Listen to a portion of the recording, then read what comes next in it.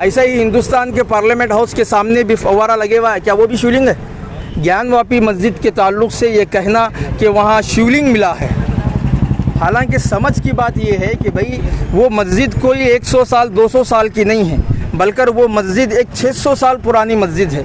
उस मस्जिद के अंदर लोग 600 साल से नमाज़ पढ़ते आ रहे हैं और इस मुल्क के अंदर हिंदू मुस्लिम आज से नहीं है, 2014 से नहीं है, बल्कि हिंदू मुस्लिम तो एक सदियों से यहाँ रह रहे हैं। और इस्लाम तो हज़रत आदम अलैहिस्सलाम के ज़माने से दुनिया में आया है, शरीयत मुहम्मदी को आकर दुनिया में 1400 साल हुए हैं। तो ये मस्जिद 1440 के अंदर बनाई गई थी और याद रखो उस तारीख़ से ये मस्जिद जब बराबर खुली है और नमाज और इबादत हो रही है। तो ला मुहाला ख़ुद हिंदू राइटरों ने इस बात को लिखा है अपनी किताबों के अंदर कि भाई औरंगज़ेब ने कोई मंदिर गिराकर वहाँ पर मस्जिद नहीं बनाई है। ख़ास कर ज्ञानवापी मस्जिद के बारे में उन्होंने लिखा है कि वहाँ विश्वनाथ का मंदिर गिराकर मस्जिद नहीं बनाई है। ये ख़ुद हिंदू राइटर्स की किताबों में आपको मिलेगा।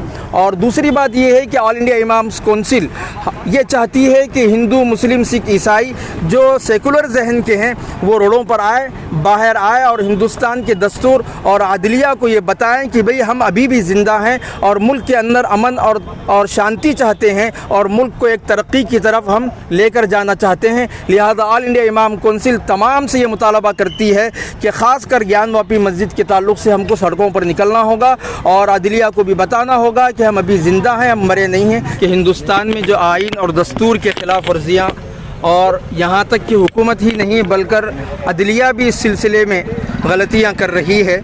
ये मुतालबा करती है कि भाई ये मुल्क एक दस्तूरी मुल्क है, एक जमहूरी मुल्क है, तो इस मुल्क के अंदर हर मज़हब हर तबक़ात के मानने वालों को साथ लेकर चलना ये हुकूमत का फ़र्ज़ अव्वलीन होता है। लेकिन यहाँ नाकामी उसकी नज़र आ रही है। लिहाजा ऑल इंडिया इमाम कौंसिल दोबारा गुजारिश करती है कि ऐसे हालात में हम और आपको बाहर निकल कर एहतजाज करने की ज़रूरत है। औरंगज़ेब की पैदाइश से 200 साल पहले ये मस्जिद बनाई गई है। हालांकि हिंदू राइटर एक बाबू कृष्ण लाल बोलकर है, उनकी किताब है विश्वनाथ का तज़किरा, उसके अंदर उन्होंने लिखा है पूरे अपने मुदल्लल के साथ कि वहाँ हम इस जगह जिस जगह ज्ञानवापी मस्जिद है वहाँ विश्वनाथ का मंदिर नहीं है बोलकर उन्होंने ख़ुद लिखा है। तो फिर उन्होंने औरंगज़ेब ने मंदिर तोड़कर मस्जिद बनाई, ये बात तो बहुत गलत बात है, ये उनके ऊपर एक इल्ज़ाम है। बात ये है कि भी किसी भी धर्म की कोई अलामत की चीज़ होती है। आप बताइए हिंदुस्तान के अंदर जितनी भी शिवलिंग है क्या वो शिवलिंग और ये शिवलिंग में मेल खाते हैं? हालांकि शिवलिंग की लंबाई कितनी होनी चाहिए और शिवलिंग का डिज़ाइन कैसा होता है ये तो सब जानते हैं।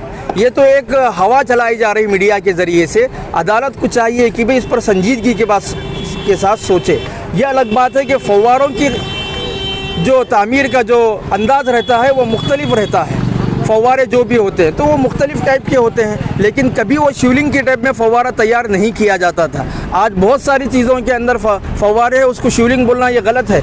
ऐसा ही हिंदुस्तान के पार्लियामेंट हाउस के सामने भी फव्वारा लगे हुआ है, क्या वो भी शिवलिंग है? ये नहीं हो सकता। ये तो अकल के मारे लोग हैं। ये हिंदू मुस्लिम नहीं है। असल मसला यहाँ पर क्या है, ये संघ परिवार और आरएसएस का एक लॉन्ग टाइम का जो एजेंडा है, उस एजेंडे के अंदर ये एक उनका एजेंडा था। उन्होंने इसको कैसा बनाना, इशू कैसा करना चाहिए, इस बुनियाद पर उन्होंने इसको हाउस के फव्वारे को शिवलिंग का नाम लेकर उन्होंने हिंदुस्तान के अंदर मीडिया के ज़रिए से ये एक हवा चलाई है।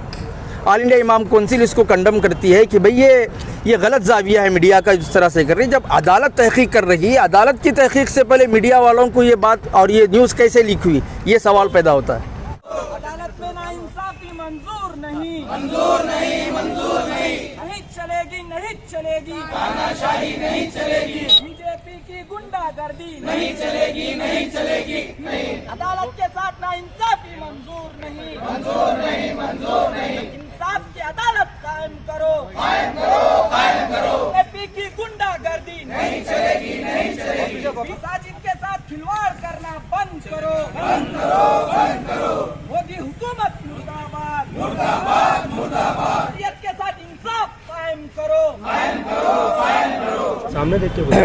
हालिया फैसलों से अदालतों पर अवाम का एतमाद मजरूह हुआ है।